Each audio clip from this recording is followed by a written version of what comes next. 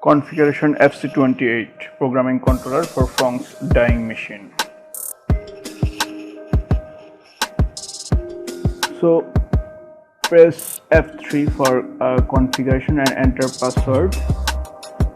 You can contact with your local agent for collect password, and here you can change LCD contrast, language, time, date and password. Here you down and up key using change language, and for LCD contrast you can use 1 to 9 numeric number. When a number is decreasing, LCD contrast will decreasing, and when a number will increasing, the contrast will increased. So here 5 is the standard for contrast. It's looking good.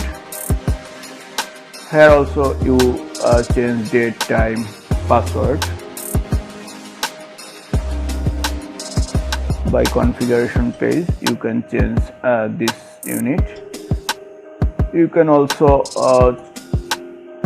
change calibration for calibrate by this device, level calibration, PLC module, analog module calibration by this page.